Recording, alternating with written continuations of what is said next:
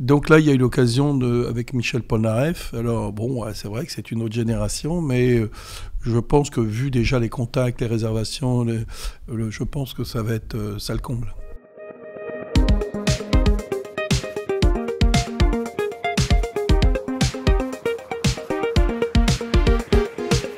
Bonjour à tous et à chacun, à toutes et à chacune. Je crois que je n'ai oublié personne. Heureux de vous retrouver dans Chartressimo, l'émission de Radio Ranciel consacrée à l'actualité chartraine et communautaire. Et qui de mieux placé que le maire de Chartres et président de Chartres Métropole pour nous entretenir de la bonne marche des chantiers en cours et des projets à venir. Bonjour Jean-Pierre Gorge. Bonjour. Bonne année à vous.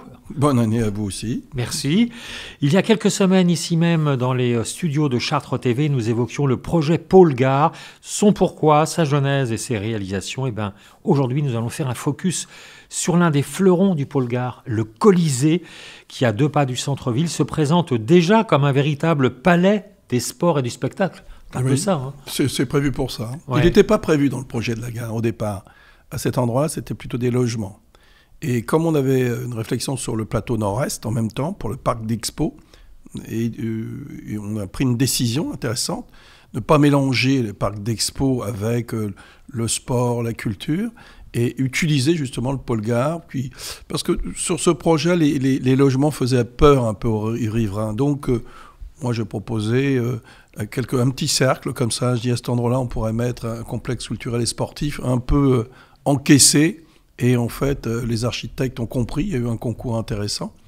Et aujourd'hui, je vois le résultat, c'est quand même assez impressionnant. Ouais. Vous le vouliez intramuros surtout, hein, c'est comme le cinéma, comme...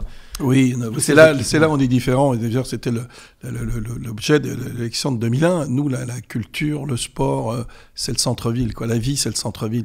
Si on veut réunir les quartiers, si on veut que les gens vivent ensemble, il ne faut pas mettre les choses en périphérie. Il n'y a rien de pire que la périphérie d'un cercle. Parce que celui qui est à côté, lui, il est privilégié. Mais les autres, tous les autres, ils sont très loin. En centre-ville, vous avez tous les moyens de communication. Vous avez vraiment la vie au quotidien. Et là, c'est un nœud intermodal. C'est-à-dire que vous avez le fer, le car, les bus, les voitures, les vélos. Tout est là. Les taxis, tout est là déjà. Cet investissement est déjà fait. Alors, ça coûte plus cher en réalisation. Ça coûte 10 millions de plus de mettre ça à cet endroit-là. C'est un peu compliqué, mais ça se fait quand même rapidement. Mais après, en budget de fonctionnement, vous récupérez au moins 1 million chaque année. Donc, vous voyez, sur un certain nombre d'années, on se le paye. Et puis, pour le débat d'artificialisation des sols, moi, je vois les remarques de quelques opposants qui essayent d'en faire un fonds de commerce. En fait, la zone là-bas a été artificialisée. Et aujourd'hui, on pose un équipement nouveau dans cette zone. Donc, c'est-à-dire qu'on n'augmente pas l'artificialisation. Mieux que ça, vous avez vu que le toit, c'est un toit de verdure. Mais si on avait fait cet équipement à l'extérieur, ça serait entre 10 et 15 hectares de consommés à l'extérieur. Donc je prétends que c'est une opération de désartificialisation. Parce que ceux qui sont contre, ils sont contre l'emplacement. Ils l'auraient mis en périphérie. Ceux qui nous disent il ne faut pas artificialiser, ils auraient mis ça en périphérie. Vous voyez les contradictions ? Et puis alors, tout le monde pourra y accéder. On peut y accéder évidemment à pied.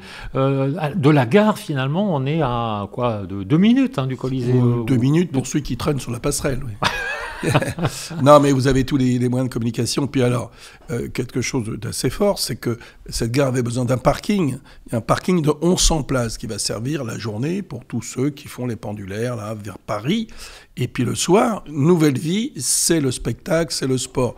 Donc, pas d'investissement associé au Colisée. C'est-à-dire qu'il est déjà là, il est partagé.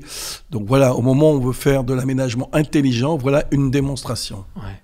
Alors, l'ouverture d'un lieu sportif et culturel populaire dans ce quartier de la gare va forcément drainer des foules importantes les soirs de concerts et de matchs. Le quartier va carrément changer de visage, d'âme presque. Oui, mais je vous garantis qu'il n'y en aura pas plus de 4000 le soir. Donc ouais, voilà.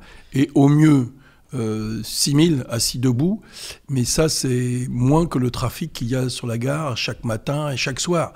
Donc ceux qui se posent des questions, eh bien tous les matins ils peuvent aller voir, regarder comment tout ça s'écoule. Sur 1 heure et demie, vous avez pratiquement 10 à 12 000 personnes qui viennent par tous les moyens de communication et ça marche. Donc ça c'est un sous-ensemble qui va utiliser des horaires différents et c'est une vraie optimisation.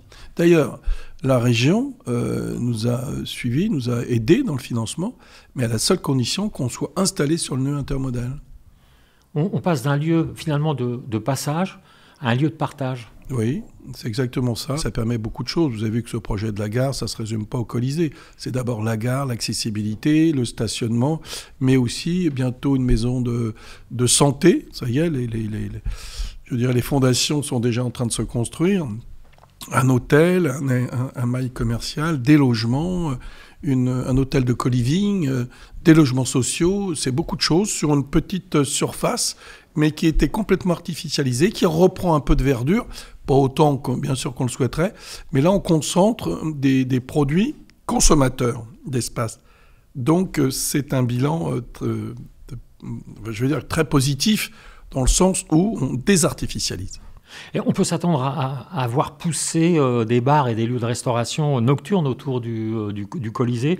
Bref, la température des nuits chartraines devrait gagner quelques degrés tout de même. Oui, mais l'idée, c'est pas de multiplier les bars à cet endroit-là, parce que le cœur de ville, c'est les 80 hectares du secteur sauvegardé. Non, il y aura certainement, il y a un endroit où c'est prévu, il va y avoir un bar-restaurant.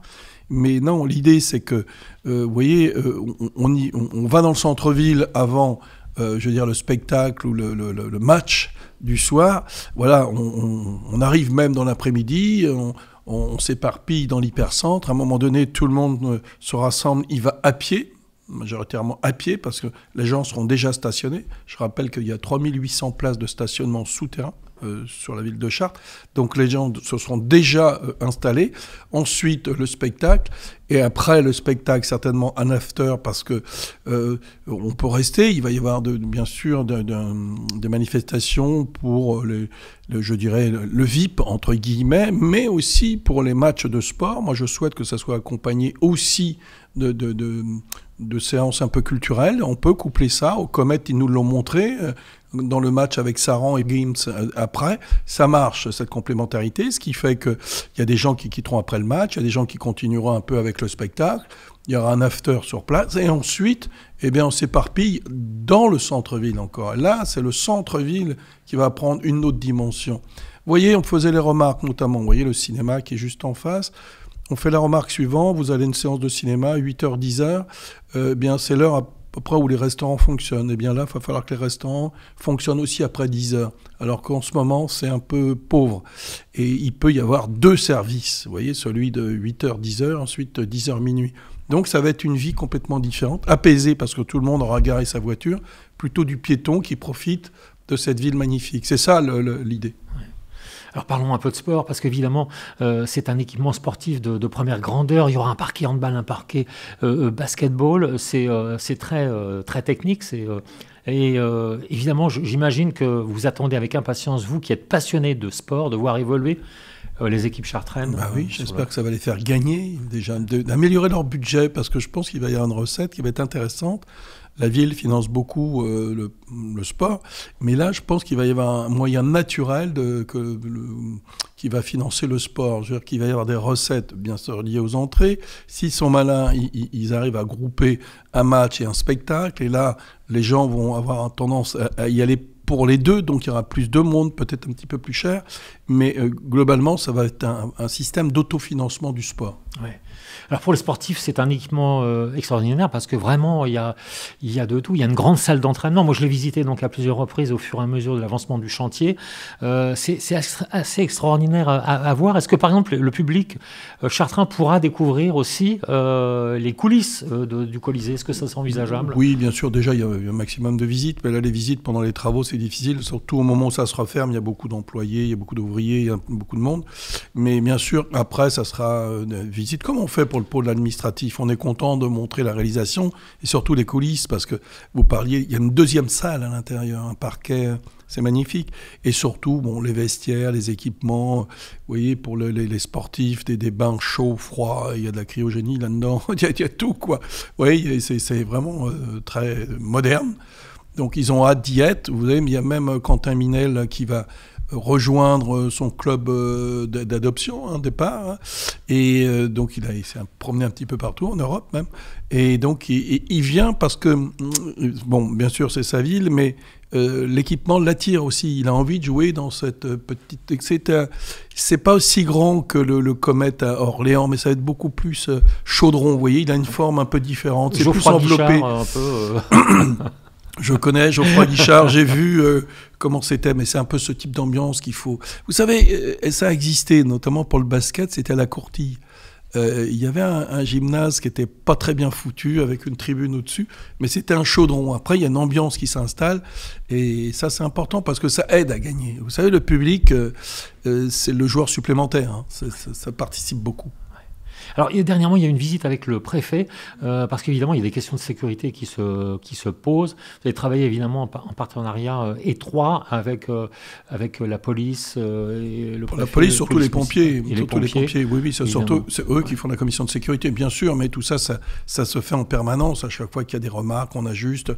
Normalement, bon, sur les plans, tout ça, c'est bien calculé, mais il y a toujours quelques nuances. Et donc là, il faut au dernier moment ajuster les choses, mais pas de modifications trop fortes, quoi. C'est pas possible. Une fois que c'est parti, parce que les normes évoluent en permanence.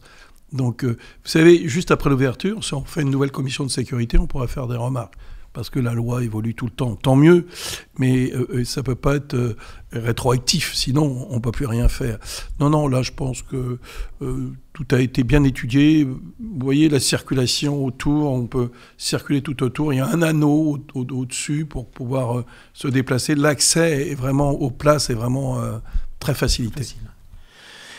Alors, le sport, ce sera à partir du mois d'avril. Les équipes commenceront à évoluer au mois d'avril au Colisée. Et le 14 septembre, ce sera le début de la saison culturelle. Et le doute a plané pendant quelque temps sur l'identité de l'artiste qui viendrait, si j'ose dire, essuyer les plâtres. C'est une sacrée personnalité de la chanson française que vous avez choisie.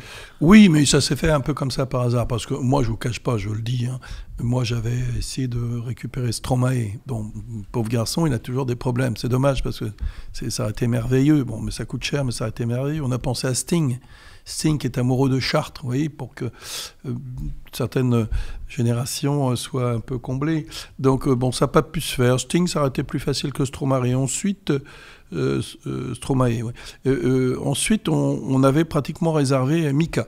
Hein, là, c'était très populaire, c'était pas mal. On l'aura un jour, bien sûr, mais bon, ça n'a pas pu se faire. Il avait des problèmes, lui, perso, et puis ensuite, son agent, des petites difficultés. Donc là, il y a eu l'occasion avec Michel Polnareff. Alors, bon, ouais, c'est vrai que c'est une autre génération, mais je pense que, vu déjà les contacts, les réservations, je pense que ça va être ça le comble. Ça, c'est une légende. Oui, mais il faut avoir un certain âge pour avoir connu ça, quoi. Il y a de très bons chanteurs de Polnareff aussi. Il y en a un qui s'appelle Jean-Pierre Gorge. Vous m'avez donné une anecdote, je la livre. Oui, je prépare ma voix. À nos auditeurs et auditrices. Mais il y a une chanson qui fait partie du patrimoine familial de Polnareff. Oui. Non, mais pour l'anecdote avec vos collègues là, de l'Écho républicain, ils voulaient absolument que je leur donne le nom. J'ai dit non, je ne vais pas vous donner le nom, mais je vais vous chanter une petite chanson. Je ne sais pas chanter, mais je me rappelle quelques paroles. Et on va voir si vous allez trouver, mais ça n'a pas été immédiat, quoi. En fait, il a fallu que je les aide un peu. Donc, on a fait un jeu comme ça, et ils me l'ont fait faire sur le Colisée, sur la scène. Voilà, puis après, ils ont lancé ça dans la nature. J'ai vu qu'il y avait pas mal de vues de cette chanson, quoi. Ouais. Et on va l'écouter bien évidemment au terme de cette émission d'ailleurs qui s'achève dès à présent. Je rappelle à nos auditeurs et à nos auditrices qu'ils pourront la réécouter sur notre site en podcast www.radiogranciel.fr. On se retrouve d'ici une petite quinzaine pour une nouvelle édition de Chartrissimo et on parlera de l'eau.